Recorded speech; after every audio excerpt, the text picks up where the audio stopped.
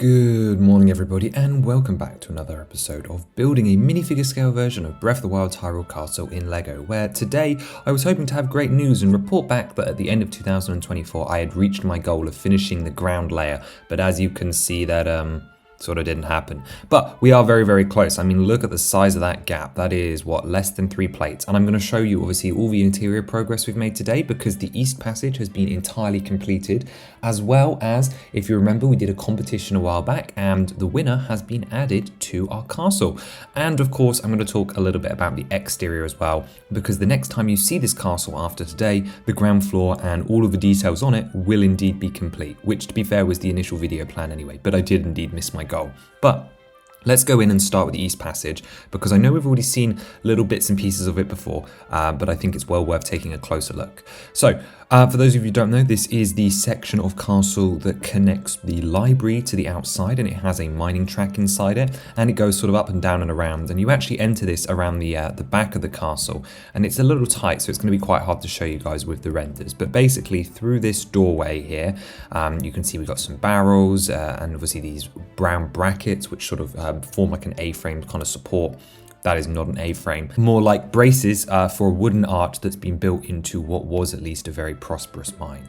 And then if you enter, of course, we've got the main rockwork that goes around the majority of the castle, as well as certain sections of wall, which just like you would see if you wandered around the game, have wooden support beams and stuff holding back the rock as if they've been mining there.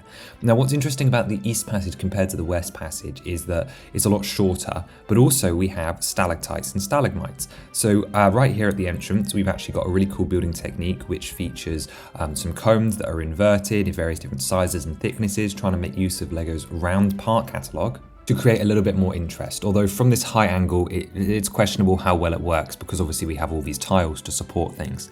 Now this section actually comes really close to the back of the docks, and I actually had to make some minor alterations to that original plate, which is where we started the castle way back in the day, to in a sense make it work. And yeah, that's why those 3 plates initially can never be considered finished, at least not until the library is above them, because they are always subject to change, and as they're the oldest they feature a lot of techniques which might be stuff I'd want to change as we go through. But as for other details here, right at the entrance you can see obviously there's a lot of scuffed dirt, so I've used a lot of these like cobble tiles. I haven't continued that all the way through because that would be really parts intensive, but I do see it as sort of because this is well trodden or stuff gets dropped here, which is why we've got this different texture, and also it looks good from the outside too.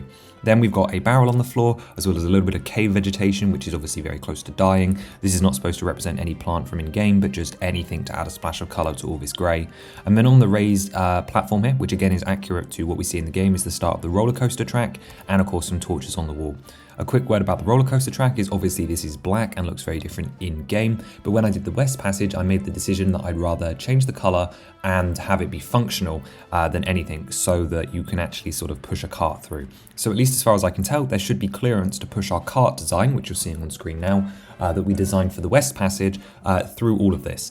And actually this was, as I said, a lot easier to design because this piece of roller coaster track actually happens to be on grid, which is basically my term for saying is I didn't have to put it on turntables because I could just go straight down and turn a corner, which was very lucky because if I'd built this castle in the correct orientation like I originally intended to, this would not have happened and this would have been suffering. But I got lucky that because of the modifications we've made to the design going through this process, that this one happened to be on grid, which is a lot of fun. Anyway, this roller coaster track immediately sort of dips down, and you can see here how it passes through this beautifully detailed interior, which is just rockwork, and underneath this beam here. But how sort of sketchy all the surroundings are, because you've only got this like thin tube, which is East Passage. Then on the very right hand side of your screen, that is the bottom of this waterfall. And yep, that has to be there. So it actually does clip in a little bit. I'd find a way of sort of neatening this up when we actually build this in real life one day. But in the meantime, for now, it just is going to have to do, and it obscures our vision a little bit, but it's not too bad. I think we've had worse in this model.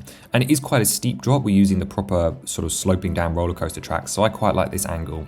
And actually, you can't really see it, but there's a nice, pretty extreme slope down where it's clear that there's been sort of like a rock slide or erosion, which has led to this drop down, or perhaps it has been mined down, but I used a smoother texture there to make things more interesting, which I think is a lot of fun. And I do like that from certain angles you can sort of see through to the outside as well and see down, and it makes it look sort of 3D and messy. I particularly like this one here. At the bottom is actually another one of our Korok puzzles. The track dips down here right above a pool of water, and in this pool of water there are a couple of ice crystals. Of course, if you melt these ice crystals in game, then a Korok would be revealed. The Koroks are weird, even though this castle is pre-calamity, this one here is obviously still present because those are recognizable things that should be included. And then after that, we've got a couple more stalactites, which again are even wider than the ones at the entrance, and I think are really, really cool. And then we open out into this bigger area, and you can see that here that there's a little rocky ledge which comes up to meet the end of the track, which has a buffer on it, and then it opens up into a big empty space. I may still come back and add a little bit to this space when we link it to the library, specifically more of this texturing on the floor, which you can see here. But mostly it's been empty because this is obviously the home of the TALUS. And just like how we have the Hinox, not a Staunox, because obviously this is in the past, in the lockup, I have designed a little TALUS for us, and you can see him here. He is very chibi, a bit like how the Hinox was a little derpy as well, but he fits the space nicely, and I couldn't not have him here, even though again, we have no idea if this TALUS was living in the castle 100 years before Breath of the Wild, but he's recognizable and fills this space because what else was I going to put here? But yeah, definitely needs some more light bluish grey around it, but I really, really like how that looks. You'll also notice that just behind him, the sort of height of this model takes a huge steep sort of turn upwards. Now this is not something we've had to deal with before, but this is by far the most extreme example of it, where I want the sort of low ceilings to minimize wasted rock work and so that it can fit under that waterfall section for most of the East Passage. But here, this section of the East Passage, you actually use to go upwards and join the library. So we have to have some form of interior here. So I tried to come up with this sort of half cutaway design. I don't know if I'll keep it. It may be that maybe we sort of fully enclose that back section and actually make it like a full like 360 tunnel. But I also kind of like this approach, but it will just kind of have to see how it merges with everything else, because everything else that goes up to a higher height has a full room. And usually that's obviously because rooms like the water pump are complete rectangles, so you can have 4 walls and all the details.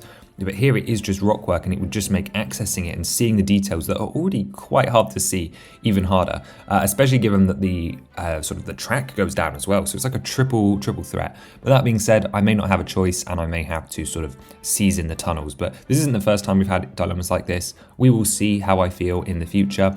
And as I said, maybe we're just in sort of fully sealing the shaft and then leave everything else at a lower level. But I do like how this cutaway works with all these slope pieces that build it up, which kind of make it look like it's been carved away, which I think is a lot of fun actually.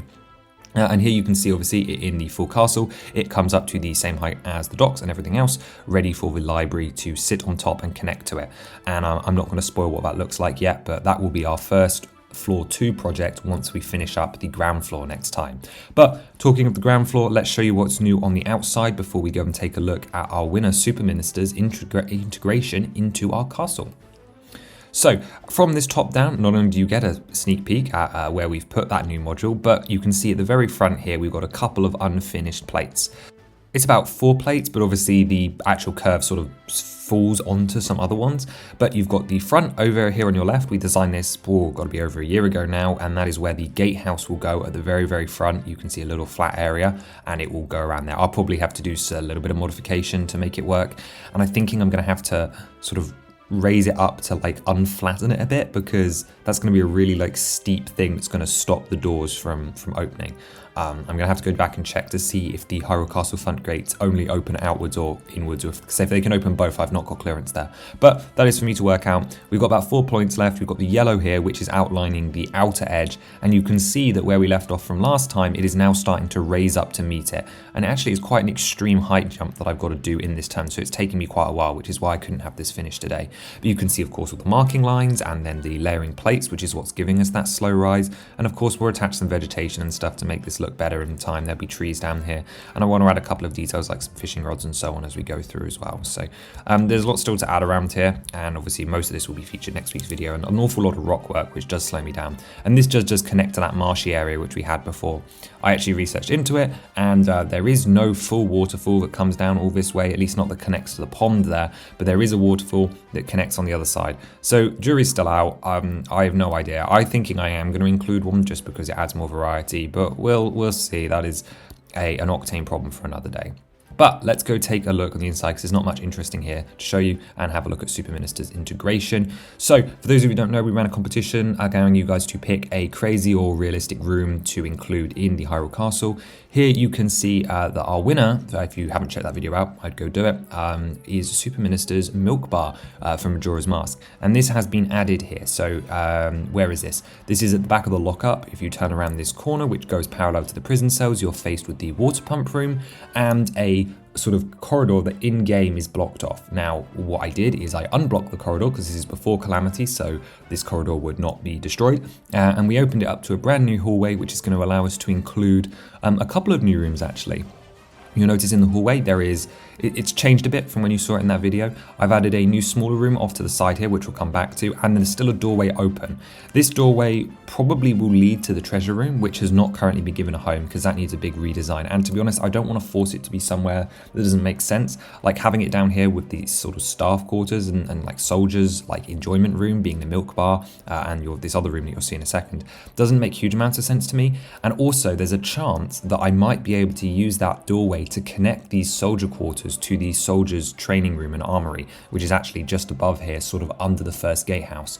So if there's a chance I can do that, even though that passageway doesn't actually exist in game, I will, because I think that could be a really fun connection. And otherwise, if you think about it, soldiers that get stuff from the armory then have to go all the way outside, all the way around to the back of the castle, in the prisoner entrance to the lockup, or down the water pump route, which would lead them entering like royal servant corridors, all the way just to come down here to do their job at the lockup and then visit the milk bar. Like having the milk bar down here makes a lot of sense because it's a soldier room, but having no stairway connecting them doesn't make much sense. So anyway, that might be something I look into.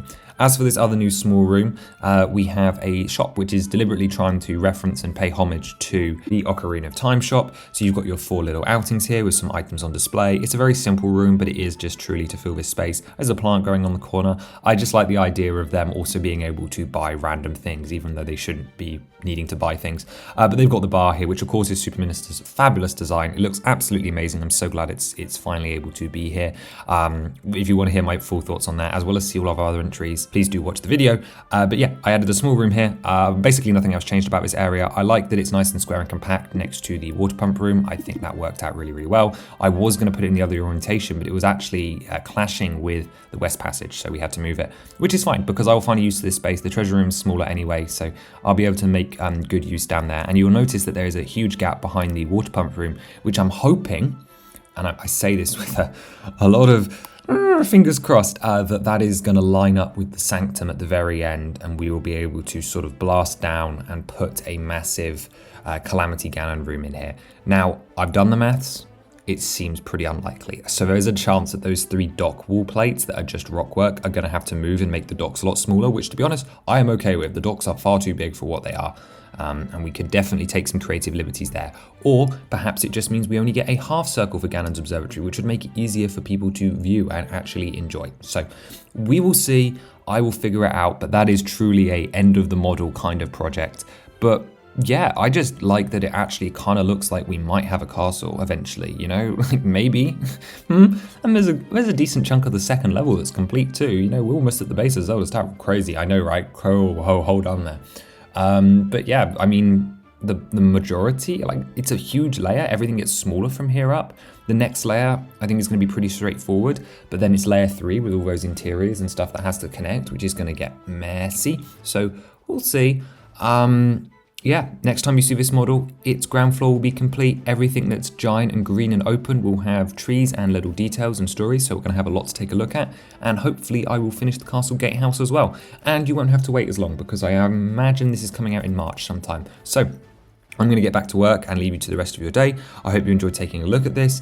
If you want to check out the previous progress on the castle, do so. The playlist is available. And thank you once again to everyone that entered the competition. I'm hoping you like the integration here. And yeah, that's just it. See you next time. Bye-bye.